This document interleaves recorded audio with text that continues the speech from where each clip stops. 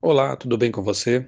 Hoje vamos meditar no capítulo 18 do Evangelho de João, um capítulo que precede a paixão de Cristo.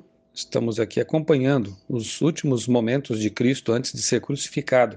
E neste capítulo encontramos o relato de Jesus indo ao jardim do Getsêmani com seus discípulos.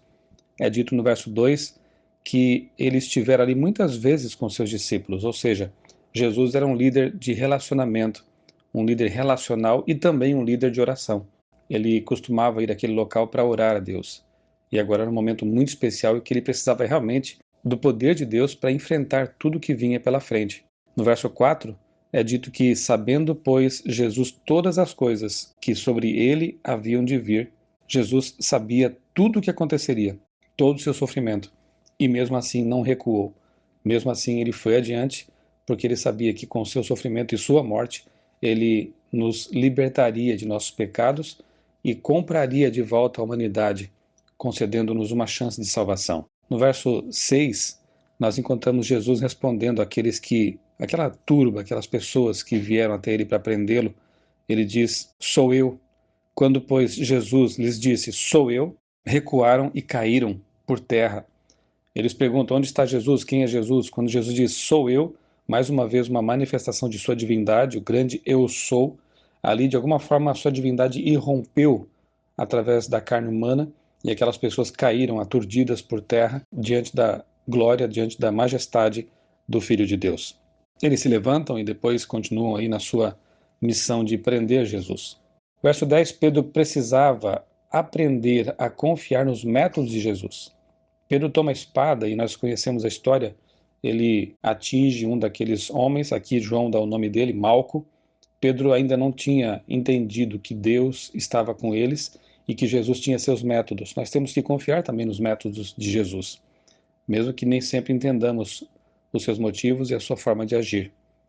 Há um momento de lutar e um momento de se submeter. Pedro ainda não sabia a diferença. Versos 15 e 16, há o relato detalhado de uma testemunha ocular que acompanhou cada passo do julgamento forjado de Cristo. João entrou aqui no local em que Jesus estava preso entre os romanos. João tinha alguns privilégios e usou isso para poder estar pertinho de Jesus, enquanto Pedro ficou fora. Nós conhecemos a história, estava ali com aquelas pessoas que estavam se aquentando próximos a uma fogueira. Verso 18: nenhum fogo deste mundo é capaz de aquecer o frio da alma. Pedro não precisava de calor de uma fogueira. Pedro precisava realmente do calor do perdão de Cristo, porque estava prestes a negá-lo.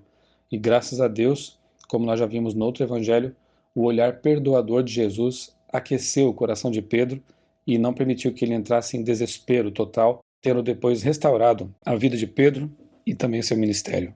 Verso 22, a criatura batendo em seu Criador. Que cena triste quando um soldado dá uma bufetada no rosto de Jesus por entender que ele estava desrespeitando a autoridade do sacerdote.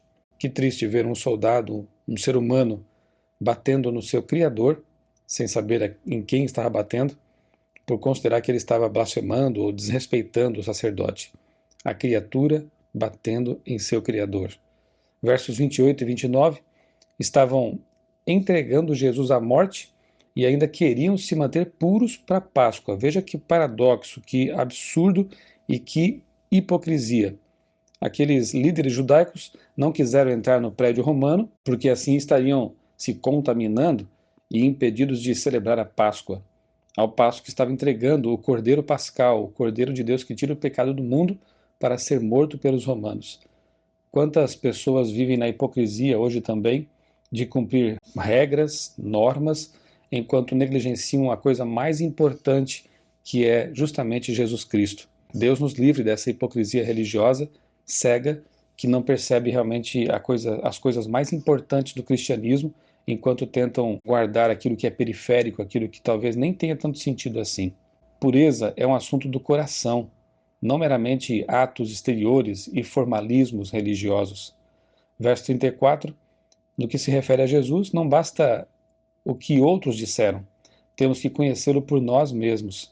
Aqui nós encontramos Pilatos interrogando Jesus e dizendo que ouviu falar de coisas a respeito dele.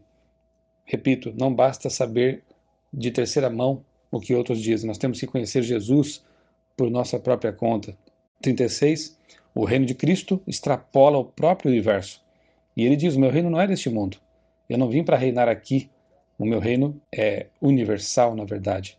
Verso 37. Jesus veio a este mundo para testemunhar da verdade. Os que creem na verdade ouvem a Jesus.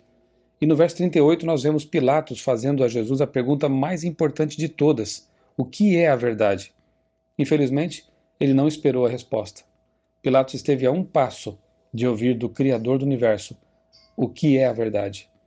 Há muitas pessoas que hoje também vivem na correria, vivem ocupadas com seus compromissos, com suas atividades no corre-corre, e não tem tempo para Deus, não tem tempo para perguntar a Deus o que é a verdade, o que é a coisa mais importante, na verdade, para a vida delas. E lidam com coisas superficiais que um dia terão fim, que têm prazo de validade. Que Deus nos ajude realmente a, enquanto vivemos o nosso dia a dia, nunca nos esquecemos de que a coisa mais importante para a nossa vida é realmente saber o que é a verdade e viver em comunhão com essa verdade que liberta, porque ela é Jesus Cristo. Verso 40, trocaram Jesus por um bandido. De certa forma, isso ilustra a missão de Jesus. Ele veio realmente libertar os pecadores, aqueles que eram desprezados, aqueles para os quais não se tinha talvez uma esperança clara, aqueles que estavam condenados à morte. Na libertação de Barrabás, encontramos, de certa forma, uma ilustração daquilo que Jesus veio realmente fazer por nós aqui na terra. E verso 40, a cruz de Barrabás foi carregada por Jesus. Ele quer carregar também a sua cruz. Jesus quer levar seus fardos, Jesus quer perdoar seus pecados. Aceite esse oferecimento de salvação do Cristo que morreu em seu lugar, trazendo a sua paz, a sua libertação e a sua salvação. Eu sou o pastor Michelson Borges, desejo a você um dia muito abençoado na presença de Jesus.